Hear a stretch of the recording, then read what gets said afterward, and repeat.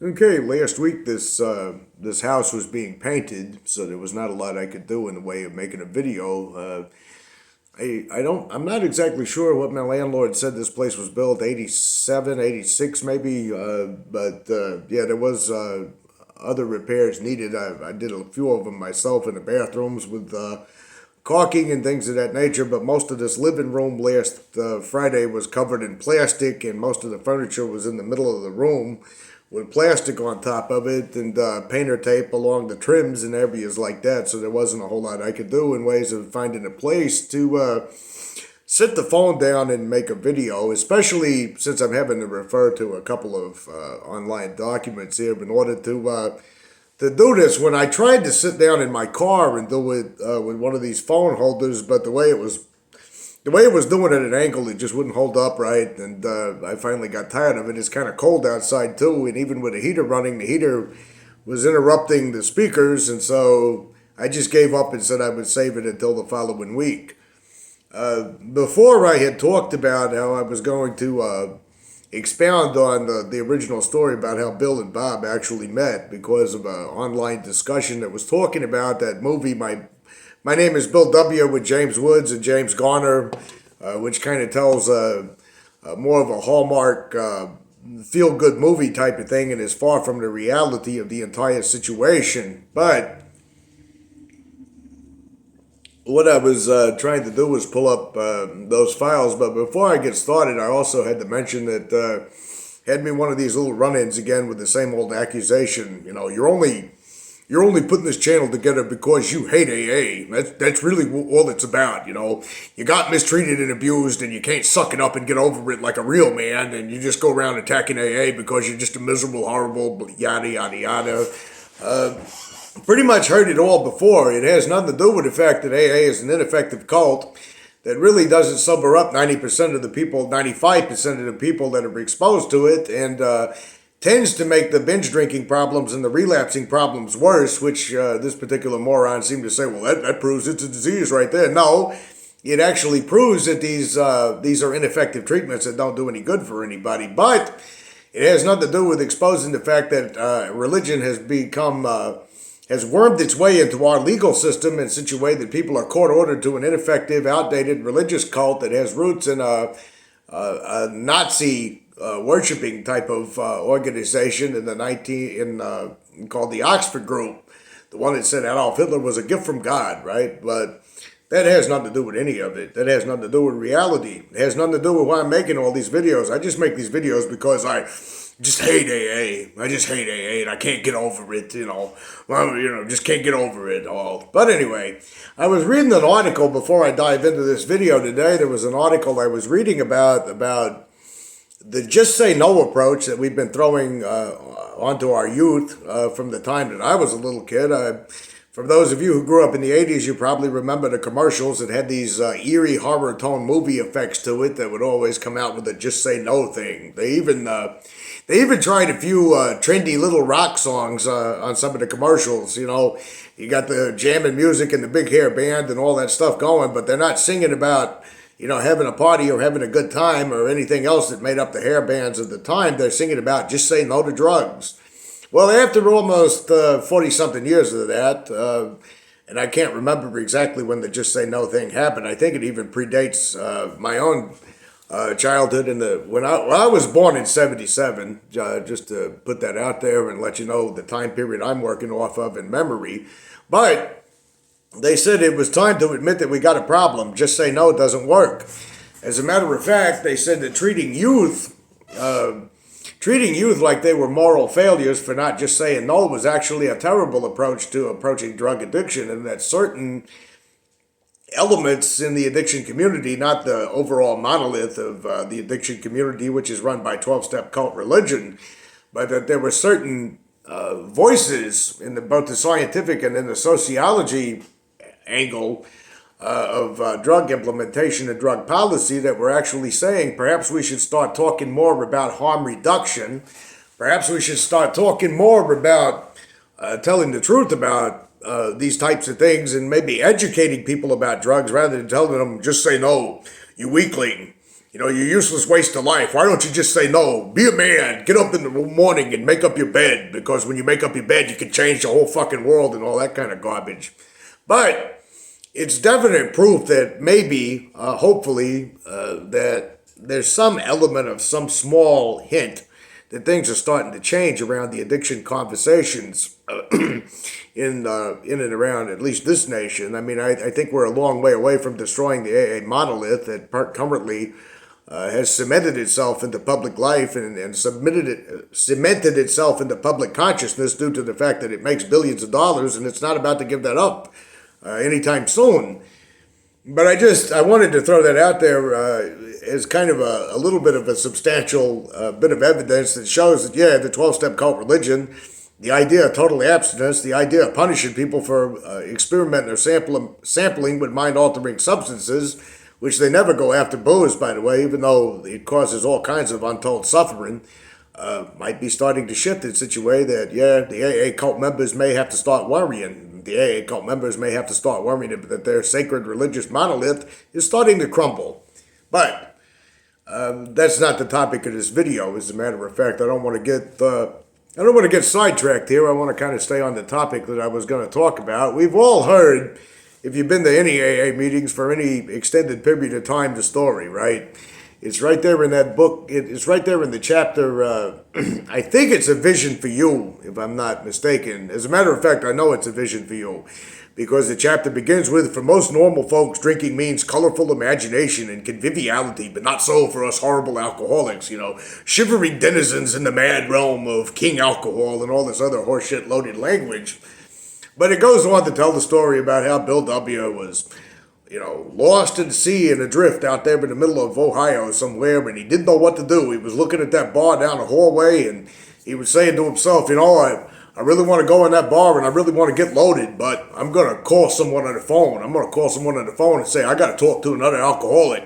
I don't know how I had that idea. Just came out of nowhere. I just knew that if I talked to another alcoholic, I could stay sober.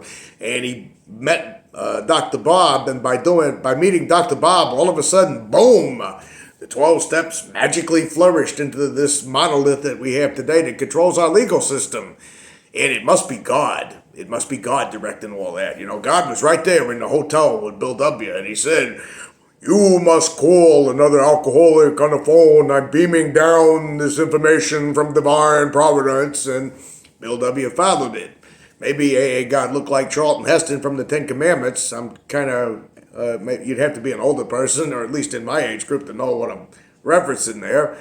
But that story is actually, yeah, like all things you hear about AA, it's kind of made up. And it's kind of exaggerated, and really, it's bullshit. So why don't we get started debunking it? I'm going to copy and paste a couple of links into the video description like I normally do. I don't know who's running the Orange Papers website these days, but, I would like to drive the traffic up a little bit. I don't know what happened to the guy that originally wrote it. The last time I heard anything about him was almost 10 years ago, and I know he was on limited income. And, I don't know anything. I've never talked to the guy who put this site together. I've never dialogued with him. I don't know where he's located. I know he's somewhere in California. I know there was a few people who were, but some of them were tied up with that shitty Facebook group, the Orange Papers, which I did a video about the drama that went down there with all those assholes. But to get right into it, in the spring of 1935, Orange Papers writes, and what my whole point, by the way, before I started that was to say I post these links because he's got a lot of information, a lot of good information that I didn't know about when I was deprogramming from the cult religion, and I would like to drive up the traffic on the site, at least get it out there, because the site goes down from time to time and people cannot access it.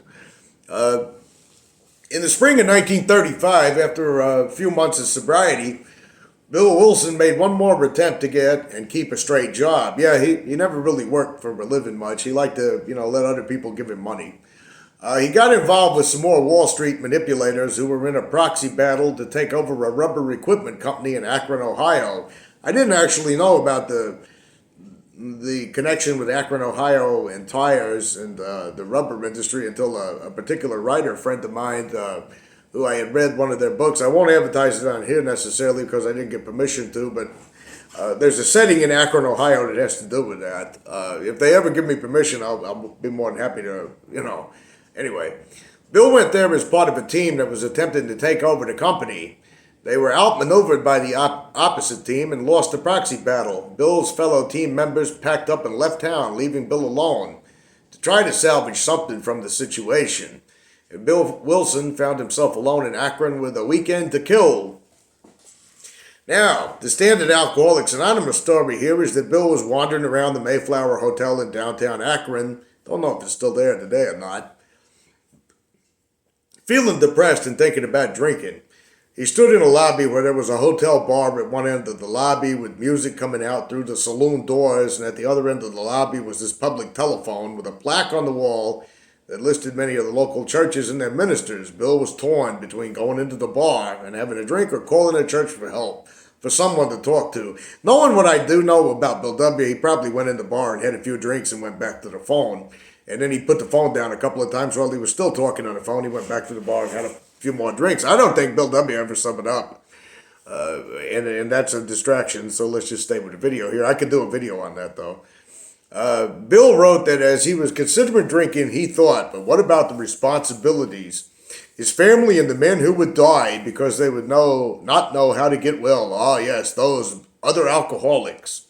Responsibilities that he's writing here in A Vision for You. And it was a vision for you, because he's quoting out of it. On page 154, Orange Papers writes, responsibilities? What responsibilities? What a bunch of grandiose nonsense. Bill had not sobered up a single alcoholic at that point, other than himself. In fact, Bill only had 5 months of sobriety, and yet he imagined that he was so important that other alcoholics out there are going to die if he relapsed that day and didn't tell them how to quit drinking. Talk about delusions of grandeur. And Bill's only family was his wife, who was working in Lucier's department store to support Bill. She wasn't dependent on Bill, which was a good thing because he wasn't going to come back home for several months. He's acting like, oh, my wife, I had to, my responsibilities. No. He was a bum. He was a deadbeat leeching off of his wife at this time.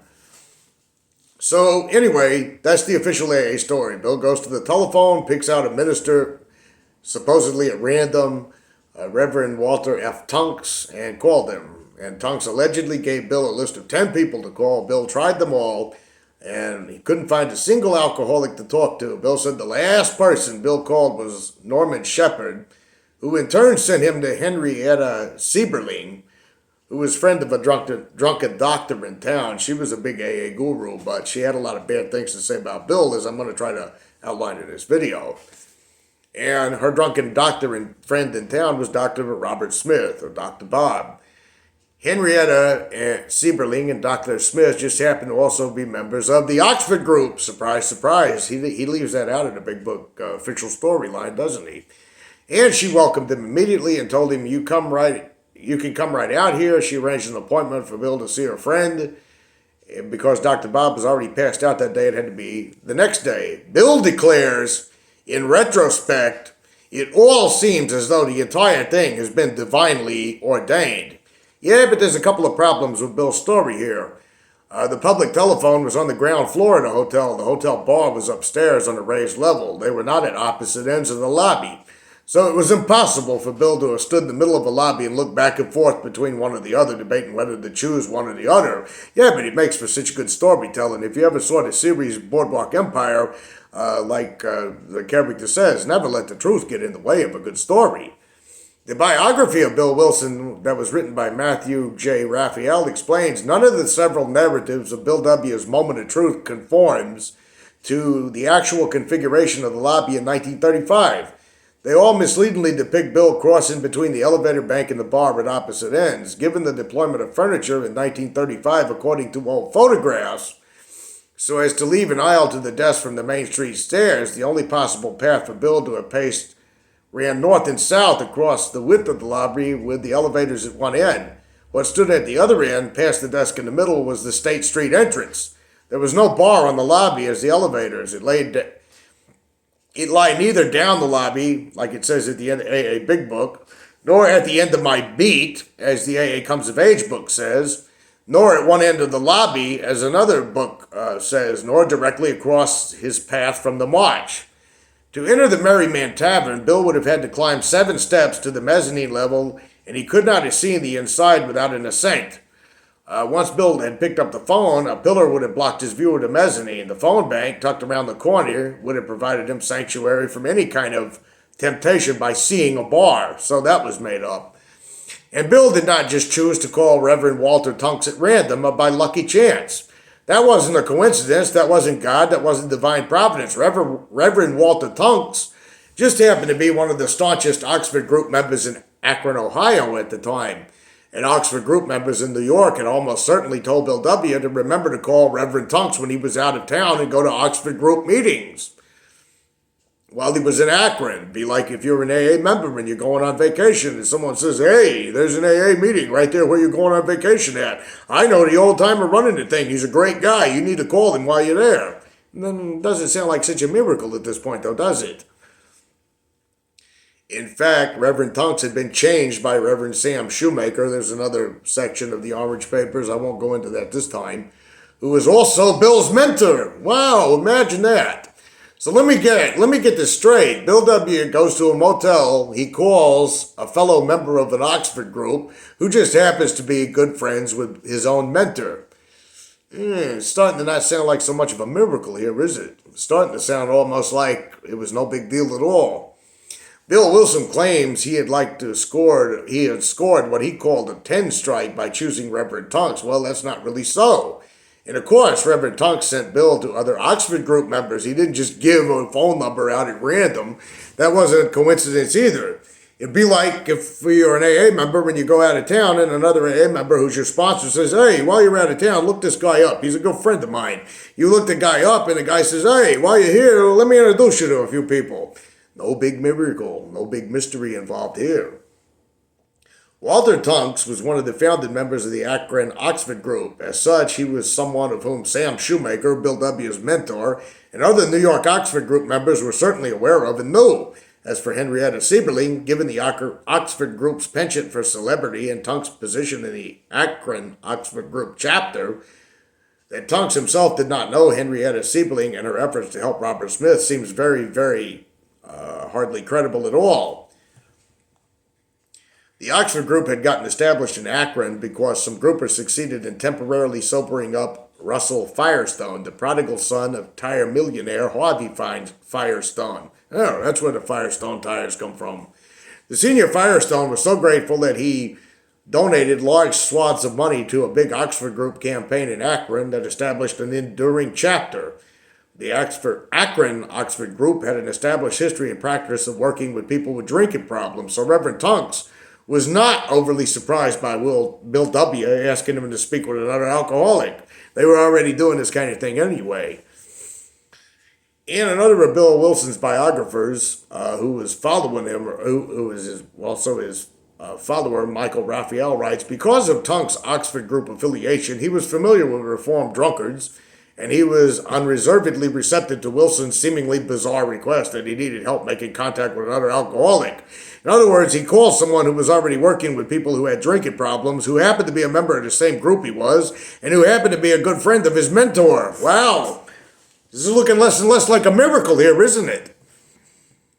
Bill Wilson met Dr. Robert Smith, a tragic, wrecked, old alcoholic and discredited doctor, the next day, and the two of them took a liking to one another. They spent the afternoon and evening talking, and Bob didn't drink, supposedly, with Bill Wilson that evening. They probably both shared a few cocktails while they were talking about all this. Henrietta Seiberling was so impressed that she arranged for Bill to stay in Akron longer and longer just to help Dr. Bob. She really loved Bill Wilson in the summer of 1935 and considered him a godsend and manna from heaven for his help in helping Dr. Bob, but she would later become one of Bill's harshest critics after she got to know him better. As a matter of fact, I'm going to switch over here to another page. It says, wait a minute, let me see where I went. I lost my place again. Right. What made her hate him so much later on? She later on became one of his staunchest critics and actually went on to say she despised Bill W. Well, Henrietta says it was Bill Wilson that was stealing money and trying to steal the book later on. Stealing the Big Book Publishing Fund and the copyright of the Big Book. Henrietta isn't alone in that opinion. Dr. Bob's daughter, Sue Smith Windows, also says that Bill Wilson, while he was there, took money, set up his own company outside of the fellowship, fraudulently copyrighted the Big Book in his own name as the sole author without the knowledge or permission of Dr. Bob or any of the other Akron members and without permission of the book's co-authors. There's a letter here below written about 17 years later in 1952 after Henrietta had plenty of time to get to know Bill W. better and observe him at work. It was written to Clarence Snyder, who had founded one of the first Cleveland, Ohio groups of AA and who was the author of the Big Book chapter, the Home Brewmeister. I don't know what that became later on. This is what Henrietta Seiberling ended up saying about Bill W. And I'm not going to read that letter here because I might later on in context of other videos, but it's not important to this. But anyway, yeah, the lady that introduced Bill to Dr. Bob later on grew to hate him and said he was a thief, a con man, a liar, and a manipulator. No big surprise there, right? Bill talked Dr. Bob into quitting drinking. Together they set out to convert other alcoholics to the Oxford group. They were convinced that religious mania, joining the Oxford group, was a working cure for what they called alcoholism. During the spring and summer of 1935, Bill and Bob started up what they called an alcoholic squad of the Oxford group. The anonymous bunch of alcoholics that would eventually become Alcoholics Anonymous, they went recruiting in hospitals where Dr. Bob's status as a doctor got them to see alcoholic patients. The book, Dr. Bob and the Good Old Timers, describes how Dr. Bob and Bill Wilson shoved their treatment on AA member number 3, Bill Dotson, when he was in the hospital and forced Oxford group religious conversions on other alcoholics, no matter whether they wanted to be converted or not. They thought, quoting from Dr. Bob and the Old Timers, Good Old Timers, that it was a good idea to have a preliminary talk with AA member number 3's wife. And this became part of the way things were done in the early days. Discuss it first with the wife, find out what they could, plan your approach. And that in none of these cases was the person suffering from the drinking problem asking for help. He didn't have anything to say about it. In other words, they'd go to his wife, are you tired of your husband's drinking? And the wife would say yes. And they would say, well, we got a cure. We got a religious conversion ready for him. You ready for him to get converted and changed? They probably said, yeah. Bill W. and Dr. Bob were such arrogant Oxford group recruiters that they actually felt entitled to shove their Oxford group cult religion quack cure on sick people regardless of their wishes or beliefs, and the patient didn't get any say in the matter of religious conversion, which is still the attitude, by the way, of a whole lot of AA members, I might say, counselors, therapists, and everyone else who's a so-called addiction professional. You think you got a problem with alcohol? You need to go to AA. You think you got a problem drinking? You need to go to AA. You're having problems with your wife and you can't get along with her and you're having problems at home? You need to go to AA. They don't tell you to decide for yourself whether you can go to AA, do they? Nan Robertson described Dr. Bob's method of treating new alcoholics and recruiting them for the Oxford group. Hospitalization was considered by them to be a must. Dr. Bob would circumvent hospital rules against putting alcoholics in private rooms by concocting another diagnosis and putting them in so he could work on prospects without distractions. Some dishonest medical practices, too. The doctor and his recovering alcoholic friends would pay frequent visits to the bed. They would tell their drinking stories. God, that must have been hell on earth. Can you imagine you're in a hospital trying to sober up from a drunken bender and hear these old assholes all bothering you, talking about, well, back when I was a drunk. It'd be like being in a meeting, be like being in a hospital room and being surrounded by AA old-timers all day, every day. I mean, no wonder some of them committed suicide rather than listen to that shit. And they were circumventing hospital rules to do this, but they would tell their drinking stories. Patients would reply, that's me, I drink like that. Usually the sick man would spend 5 or 6 days in the hospital being medically withdrawn from alcohol. In the final days, his visitors would ask him to give over his life to the care and direction of the Creator. Then the man would get down on his knees, and when he surrendered to God, he was considered a member of the group. Those who did not make their surrender in the hospital did it soon afterward in an Oxford group meeting, usually in the home of T. Henry and Clarence Williams. I don't know them. Alcoholics Anonymous publicity, like the Hallmark made-for-TV movie, My Name is Bill W., tells the story that Bill and Bob started Alcoholics Anonymous just immediately and went recruiting for Alcoholics Anonymous in the hospitals. But this is simply not true at all. The author of the screenplay was rewriting history here. The Bill and Bob team were the recruiting arm of the Oxford group. There was no such thing as Alcoholics Anonymous at the time they were doing this. Uh, yeah. He also fails to mention in the book that the cult founder and leader of the Oxford group, Dr. Frank Buchman, at this time period was attending a Nuremberg Nazi party rally and saying Adolf Hitler was a gift from God at this time, but they don't like to put that in Hallmark movies. Might disturb the Hallmark viewing audiences, if they knew the truth about this entire religion, which I'm only talking about this because I just hate AA. I'm immature. I can't get over how badly I was mistreated. No, I'm not interested in just exposing the truth for the lying bullshit that it really is. The truth is that Bill and Bob were convinced the Oxford group had the cure for drinking. The answer was to become a religious maniac. The only radical remedy for dipsomania is religiomania. During the spring and summer of 1935, Bill and Bob recruited new members for the Oxford group cult religion. The newly recruited alcoholic Oxford group members usually attended the meetings of the Oxford group at the large Westfield home of T. Henry and Clarence Williams, but before they could attend, they had to make a surrender. Dr. Bob actually demanded that these people get out of bed at the hospital and get on their knees before him and surrender to God before they were allowed to go to a meeting. So much for a desire to stop drinking. So much for being told that you can choose what you like in this situation. No. You're in here at the hospital. You've been in this bed for a few days. You might have some trouble walking around. And you might need to, maybe need some assistance getting up out of that bed, but you're going to get out of the bed. You're going to get down on your knees. You're going to surrender to God in front of me, and only then can you join our holy Oxford group. Dr. Bob was obviously a religious nutcase. The story that Bill W. and Dr. Bob started Alcoholics Anonymous in 1935 is a complete, total fabrication and a fairy tale. There's no truth to this whatsoever. Bill and Bob started recruiting for the Oxford group in 1935, and over in Cleveland, Clarence Schneider was doing the same, recruiting people for Dr. Frank Buchman's religious cult. Bill and Bob and Clarence built up their bunch of anonymous alcoholics group within Frank Buchman's Oxford group. For the first 3 or 4 years, 2 in New York, 4 in Akron, 3 in Cleveland, until Frank Buchman's other disciples got tired of them. It doesn't really say what really happened as far as why Frank Buchman and his Oxford group people just got sick of him and told him, hey, go your own way, to quote Fleetwood Mac. You can go your own way. Or it doesn't say if it was competing egos or what it was. Given the fact that Frank Buchman was a religious lunatic that didn't want anybody stealing his spotlight, and Bill W. was a narcissistic asshole that wanted to be the center of attention, I can kind of imagine that the two competing personalities could not have gotten along with each other for very long. You got one guy over here, I'm the star of this show, I'm the one who started it, God talks to me first, and then you got the other guy over here, no, I'm the star of the show, God talks to me, God loves me more than he does you. And that's probably why they broke up, but that's kind of hazy and unclear, to be honest.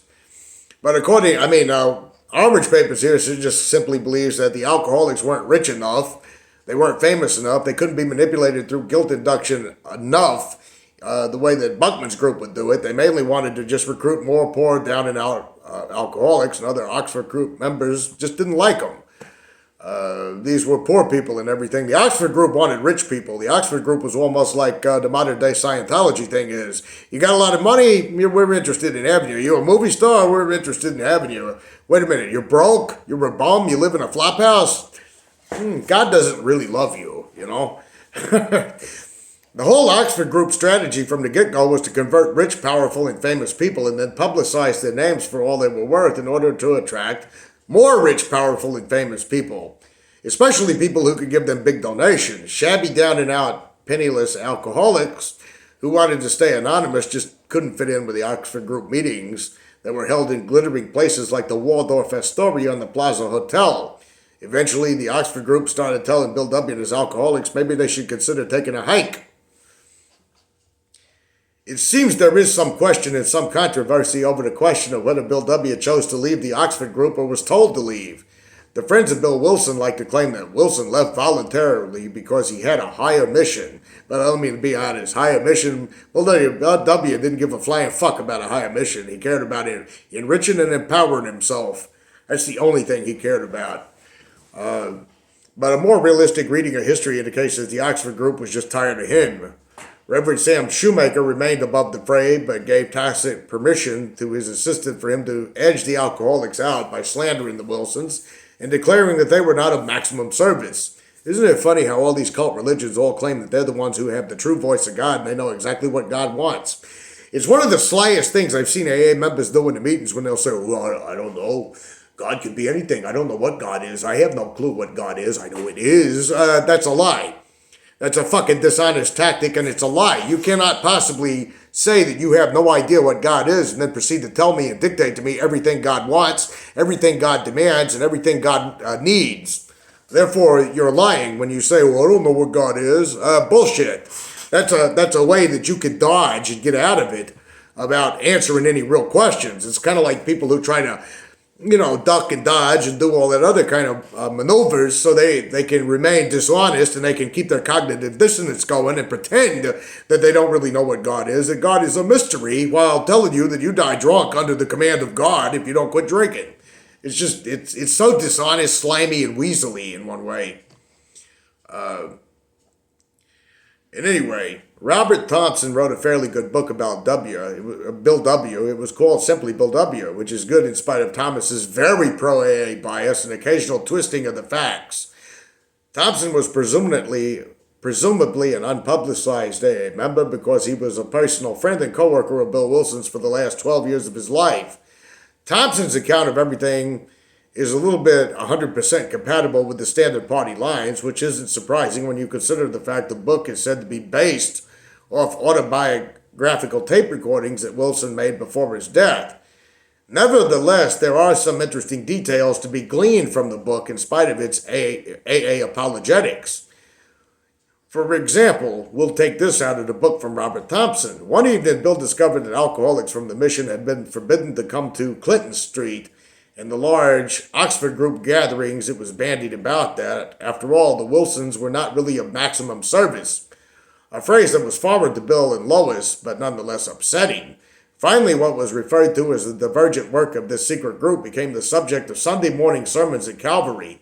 Yet in a curious way, instead of distressing Bill and his associates, the criticism stiffened their resolve. Clinton Street was Bill and Lois's house, where Bill was holding Oxford group meetings for alcoholics. The mission was Calvary House, and it goes on. The phrase "not maximum service" was a slur that meant someone was not totally committed to following the dictates of the cult leader Frank Buckman. Isn't it funny how AA kind of rips it off? Although the official explanation was, of course, that someone was not totally committed to doing the will of God, it was really about the will of Frank Buckman. The Oxford group came to see Bill W. as doing his own thing and not God's will, so he was increasingly unwelcome at Oxford group meetings. This is hardly surprising, considering Bill W.'s stubborn, willful arrogance and his messianic complex, as well as his obsession with alcoholics. Bill and Lois felt that denunciation was an expulsion from the Oxford group. Bill and Lois took the crowd with them in the spring of about 1937. Frank Buckman later claimed he had been betrayed by Wilson's sudden desertion and would not talk to the Wilsons for many, many years afterward. It's kind of funny in a way. Bill Wilson was not bothered by Frank Buckman praising Adolf Hitler and creating big furor and publicly embarrassing the entire Oxford group by saying he thanked God for Adolf Hitler. That was fine. Neither Bill Wilson nor Dr. Bob didn't have any problems with Frank Buckman wanting a worldwide dictatorship of men run by God-controlled and taking over the entire earth. They didn't seem to have a problem with that. They didn't have a problem with any of Frank Buckman's twisted, strange teachings or anything else about the strange cult. They were just happy true believers, very happy true believers that were more than happy to recruit into the Oxford group until someone tried to tell them what to do and expected them to obey orders and be of maximum service to Frank Buckman. Then that was just totally unacceptable. Undoubtedly, the bad feelings between Wilson and the Oxford group were very mutual. The Oxford group wasn't big enough for two overbearing, arrogant, deceitful, insane cult leader assholes like Frank Buckman and William Wilson, both of whom were going to be in charge and do whatever they wanted. Dr. Bob, on the other hand, stayed in the good graces of the Akron Oxford group for years longer, making a clean break from it. Then Bill and Bob and Clarence Snyder set up their own independent organization with the same religious beliefs, customs, and practices as the Oxford group, except now Bill W. and Dr. Bob were the leaders and not Frank Buckman. Now, I could keep going here about the book that Bill W. stole and the way they put the chapters together, the way they ripped off the Oxford group and stole from everybody. But I'm 34 minutes into this, and I think you pretty much get the entire idea behind all of this so-called miracle that these two guys made phone calls to one another, that Bill W. made a phone call, I meant to say, that accidentally got in touch with Dr. Bob, accidentally runs into him, that those two guys just sit there and created this entire organization is pretty much, yeah, as you guessed it, absolute, total, and complete bullshit. And I think I'm going to wrap it up at 35 minutes in. There's a comment I do want to read here that someone was talking about when it came to the obsession with AA time that someone was saying. And I don't want to do like last week and lose my comment section here. Yeah, here it is. I found it. It's a newer subscriber, and they were sharing a thing about how AA is obsessed with time, that there's not no one day at a time. And I'm going to read it here before I close, like I usually try to find a subscriber comment to read, or there may be other things I will do in the future at the end of a video, like maybe give a shout out to another channel like Burn the Stigma or a few others. But anyway, this guy says, in my area, there was a guy around 60 years old who would visit from the town over, who had 30 years in the program.